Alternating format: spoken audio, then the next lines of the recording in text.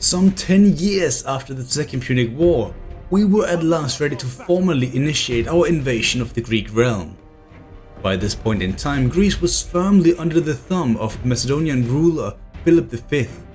He was the mastermind behind the betrayal of our former vassals, the Samnites and Etruscans, which was an act that couldn't go unpunished. Sadly, due to the massive expansion of our Roman Republic into Iberia and Africa during the Second Punic War, we only had enough denarii, or manpower for that matter, to fund and send a single legion, Legio Furia, to deliver justice. Considering not even the legendary Marcus Camillus could liberate Italy alone during his time, this legion had the odds against them. Of course, the more land we could occupy and yield taxes from, the more armies we could pay for. With this fact in mind, establishing a proper foothold in Greece was a must for any success to happen. For this specific reason, we didn't march out as a united army, but instead split our forces into two half-sized forces, one to march south and another north. Our first encounter in Greece was with the Epirus, who had aligned themselves with Macedon, of course, but they were a shell of whatever power they had back in the days when Pyrrhus tormented Magna Graecia. They didn't even have proper garrisons, allowing our smaller ships to easily steal one port, just to sail back up to Elea afterwards and take that too. Ambracia and Dodona fell shortly thereafter, with Publius Galba, the general in charge of this invasion, easily bruising away any resistance. The former Epirid lands would serve as our base of operations during this campaign, helping to fund more armies, once we pacified the locals of course, which proved to be more difficult than expected. The town of Dodona, however, was kinda intriguing though. Supposedly the Greeks believed this place to be sacred and even served as an oracle of Jupiter or Zeus, whatever. Us conquering this place didn't sit well with many of the Greek states, that initially were more neutral in their diplomatic approach to this war. Taking too many sacred Greek lands such as Delphi or Olympia without establishing proper relations with the other nations first would be devastating for our plans, meaning we had to proceed carefully. This actually makes me want to discuss the diplomatic situation in Greece, because we weren't fully isolated over here. To the south of our base operations were the Aetolian League, which held most of central Greece, linking the north and south. In recent time they had come under heavy pressure from the Achaean League, who had seen a massive surge of power since their alliance with the Macedonians. The Achaeans had already taken Thebes and were now threatening to decrepit the Spartans in the Peloponnese, not to forget the Athenians, another ally of ours.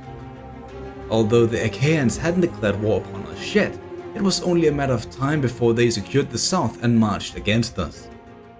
Across the Aegean, the Seleucids similarly threatened to support the Macedonians if we, the Romans, were getting too close. However, because of this possibility, we had allied ourselves with Pergamon and Rhodes, both of whom had felt threatened by the Macedonian hegemony and thus favored an alliance with us. Of course, there were also a few neutral states in the form of the Messenians, Cretans, and even the Egyptians. Following the rather easy conquest of Epirus, our position in Greece was rather strong. We had the Pindus Mountains to our eastern flank, making it practically impossible for the Macedonians to kick us out of Greece. To the south, we had the Aetolians, our allies. Our own security likewise challenged our own ability to handle this war, especially considering all the islands Macedonians and the allies held. In order to win this war, we needed a fleet. The ships we had in the past were nothing compared to successor states, meaning we needed more capable shipwrights.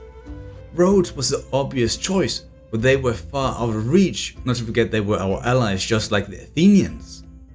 But the Corinthians, on the other hand, the masterminds behind the trireme, they certainly could aid our cause. The city had aligned with the Achaean League and thus had to be taken by force, preferably before they conquered all of the Peloponnese. After some time of replenishing, Legio Furia marched south, seeking this goal, with the 7th Legion staying behind to patrol the mountain passes. We had spies placed throughout the Macedonian side of the Pindus, so nothing could catch us off guard. The journey south was long and slow, but nonetheless quite safe. The winter season was kind to our armies, meaning we, without much of a fuss, reached Thebes, one of the pillars of the Greek civilization, intact. Holding this city was crucial for our pending conflict, especially considering both Sparta and Elis had succumbed to the Achaeans. However, the expansion had just started, it seemed. Athens was now under siege and our own army had yet to fully recover. Nonetheless, we couldn't allow our ally to fall into despair and squalor, forcing us to march for their aid. By the time we arrived, the town had already been sacked and left half an army to eventually occupy the city within a few days. Unless we could stop them, of course. So we marched out, pelted their cavalry with javelins, then charged in with our infantry to slice through their forces.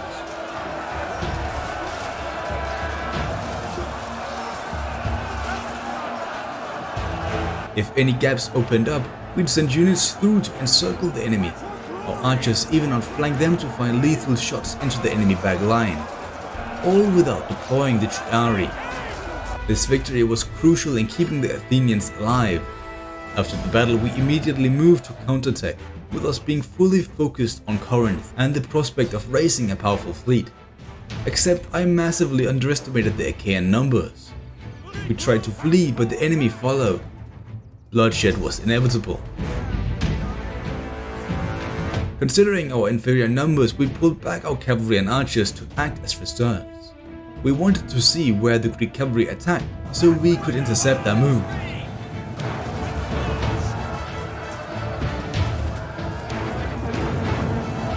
Our infantry soon thereafter went head-on into combat. Most unusual was the commander for the triarii to outflank the enemy position on the right. This was also the only place where the battle was going in our favor.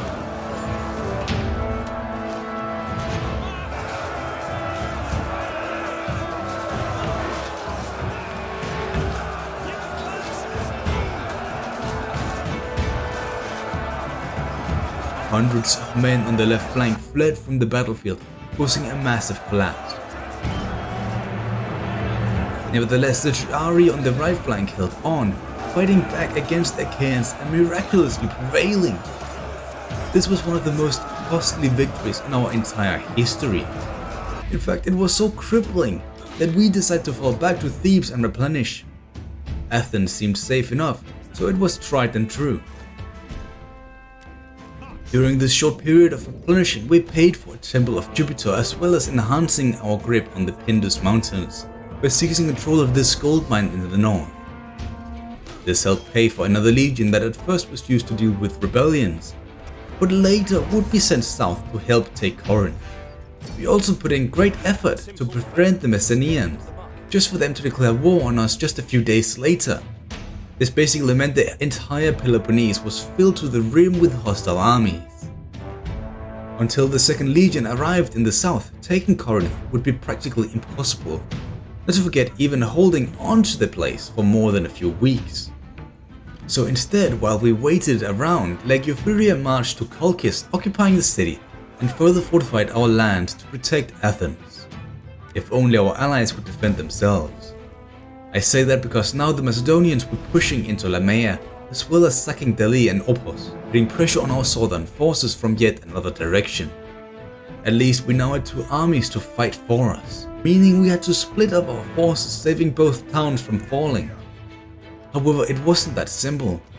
The risk of rebellion in our own lands forced us to fall back, not to forget the Achaeans, who used their naval supremacy to transport their own armies over to assist the Macedonian offensive. Delphi had fallen. We were being outmaneuvered on every front, and now the Seleucid Empire joined in on the action. But I will say now that all they did was enhance my caution in terms of troop movement. However, they would never actually cross the Aegean Sea, courtesy of the Rhodian fleet. It had an impact, but not much. The Cretans, on the other hand, would have a role to play. From chaos we all sprang, and to nothingness you will return. We will see to it as your cities burn. Back in Thebes, the winter season and the many armies roaming the land drained our supplies into a grain shortage and thus caused massive attrition. Something had to be done. At winter's passing, we attacked the enemies marching around our territory. Taking advantage of our Cretan archers, we set their camp on fire, making enough space for our own infantry and cavalry to do the real job. The battle was over before it even started.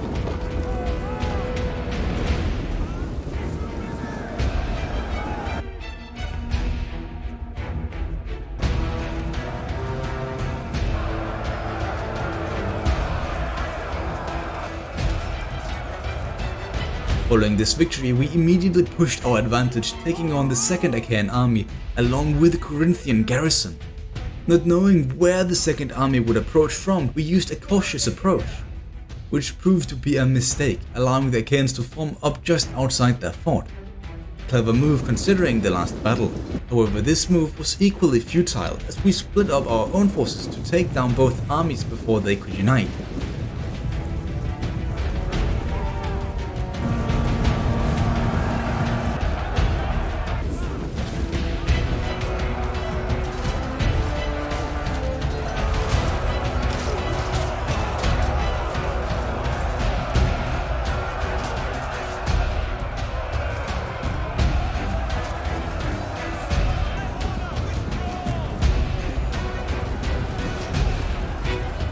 These two victories helped secure our goal, which of course was to conquer Corinth, so we could build a grand fleet. Yet the threat from Macedon in the north and an all-hostile front in the south meant we couldn't afford to invest our already limited resources into building a fleet just yet. Instead, our gold was being spent on a third army to assist in our ever-worsening position. This army, though of lesser quality, was actively marching south to assist in retaking central Greece that by this point had all but fallen to Macedon. This province posed a massive threat to our war efforts as we couldn't continue our push into the Peloponnese without all of our armies. It didn't stop us from trying though, with us drawing blades against the Messenians, just to be forced back to Corinth due to yet another Achaean army approaching from the west. This basically meant that we had to take Delphi now to much displeasure of our allies. But by this point the entire world was so polarized that this displeasure didn't really matter. Slowly we forced back the Macedonians into Thessaly.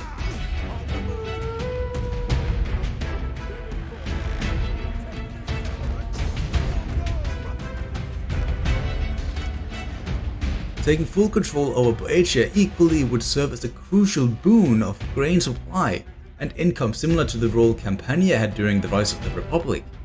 In reserved pace, we set our new shipwrights into motion. We left a single legion near Thebes while the other two pushed south into Argos, where they were met by heavy resistance, so much in fact that the opposing lines was twice the size of ours. This was also mainly due to our own Triple Axis formation being deeper in character. Taking advantage of this, we concentrated our numbers on one flank, slowly dwindling their numbers with our skirmishers. This eventually created an opening in the middle of the Achaean lines. Without hesitation, our commander and two of our other cavalry units charged through the gap, getting in behind the enemy lines. Immediately after this, the front line fell upon the enemy, turning this part of the battle into a complete slaughter. Through our tactical prowess, we scored a decisive victory and the legendary city of Argos to boot. But we were once again forced to halt our offensive due to the lack of competence from the Athenians. This time their army had been crushed by the Cretans, who had landed to besiege the capital. We deemed only one army was necessary to handle the situation, while the others stayed behind to defend our conquest. It did help that we had agents to scout for us, so we couldn't get caught off guard. But this time in our campaign, our naval investment started to pay off. While our more powerful Corinthian ships were still under construction, we also built a smaller fleet at Colchis. This little contingent, nicknamed the Mosquitoes, assaulted the port of Piraeus. It was obvious our marines were superior in terms of combat, as they sliced through the entire garrison.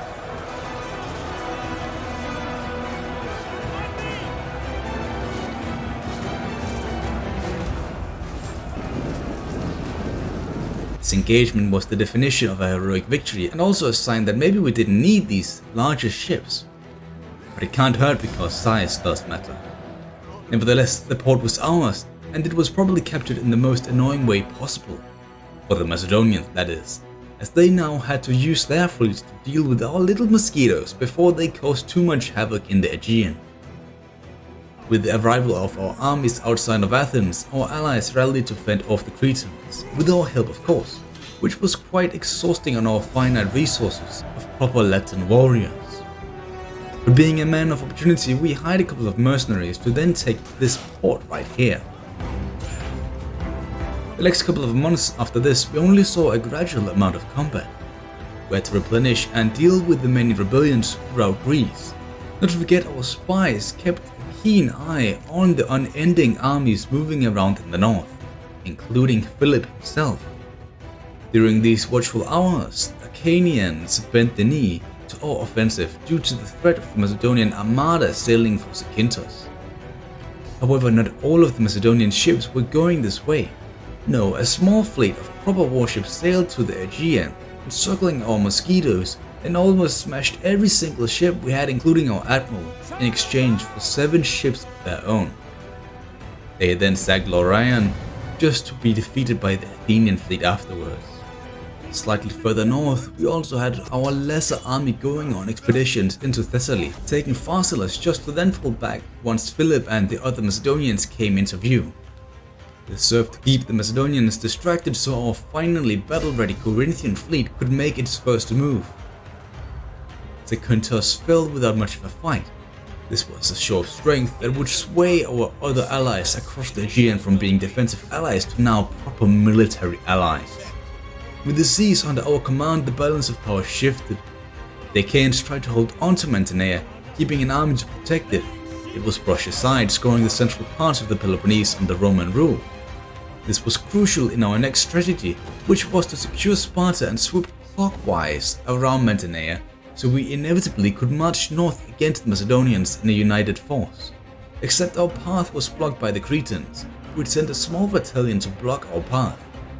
Needing more men and not wanting to abandon Mantinea, we divided one of our armies once again, just like at the start of the war, so one could stay and defend the town, while the others marched south to assist in the offensive, where our units gathered en masse to crush our foes with ease.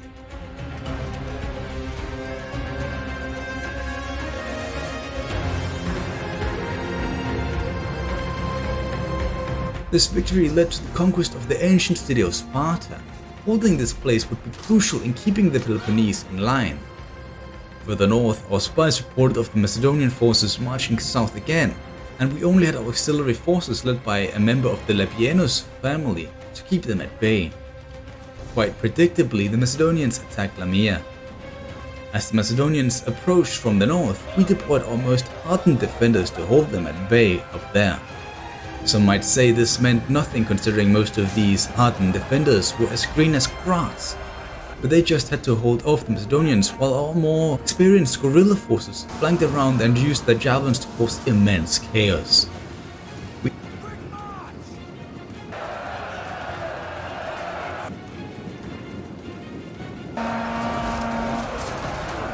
eventually completely surrounded the Macedonians in one of the northern streets. However, this encircling maneuver was of little consequence as the hostile pikemen basically nullified any frontal assault. In the end, however, despite their heroic efforts, the Macedonians couldn't withstand our unyielding numbers, forcing them to retreat back north again. If only they could get that far. Concerning the Peloponnesian front, the never-ending threat from the Achaeans forced us to immediately redirect some of our units back up to Corinth, where more of our ships were under construction. Just before they attacked our army made it, I decided it was of most importance that they were dealt with immediately, meaning we stormed their camp at the consequence of 2 cavalry units and a lot more manpower. As our fleet slowly passed the southern tip of Greece, crushing the inferior ships blocking their way, the Macedonians continued to wreak havoc on our coastal ports from their own islands. It was a major concern of ours, which disrupted public order. Legio Victrix, the famous Roman legion, had been redirected from the Iberian front to handle these affairs, at least until the fleet arrived. So far, the ships had made it to Kythera, where they liberated the Spartans to serve our cause. This was mainly done for diplomatic purposes only, to keep our other allies in line. Our 7th Legion, which defended Corinth, now pushed towards Sparta, picking up a few scorpions in their way, which you previously saw during the Second Punic War, served a key role in our achieved victory. They would see action in the following battle, where the Scorpions were safely tucked away behind our pikemen and Astarte. This formation encouraged the Achaeans to push onto our flanks. We reacted to this by deploying the Triarii to hold these fronts, and then sent forward our Astarte in the center. It was, as expected, also here where most fell to the sword from both sides.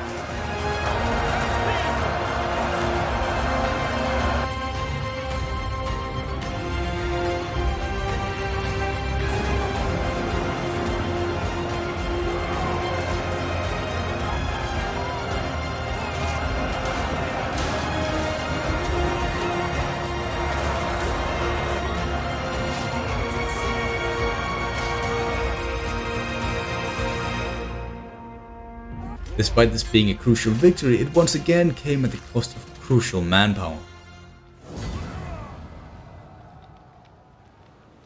Through this strike, the south was all but conquered, and the new ships from Corinth kept getting pumped out, sailing for the Aegean. The threat we posed was so real that Philip himself now took command of his army, where he, despite his reckless tactics, proved his unyielding courage and melee prowess to hold on as the most dangerous man in the heart of the battle. Sadly, his strength in battle also proved to be his doom, as a single slip in concentration led to his demise. With their proud leader fallen in battle, the Macedonians and their allies lost their leading vision and thus turned into a crumbling cookie of sorts. Our fleets were unleashed upon the Aegean and its islands, with most of them standing no chance against our superior marines. Melos, Pyrrhus, Naxos, all of the islands conceded to our ships. Once the Peloponnese submitted as well, all our armies joined up on a concentrated march up through Thessaly into Macedonia itself and then further into Thrace. This sudden acceleration in our advance could solely be attributed to our fleet, which with great speed swept across the map to even hit the most distant of settlements. The Mosquitoes were among the less active assailants, as they now let the more bulking vessels pull the ropes. But the amount of manpower we lost in this endeavor could never have made this worthwhile. The Macedonian Wars was a spectacular event that proved what Rome was capable of under a united purpose, which in this case was vengeance. However, the united Roman Republic was soon about to make a dangerous turn towards a darker time. The great families divide, for the dictators to unite.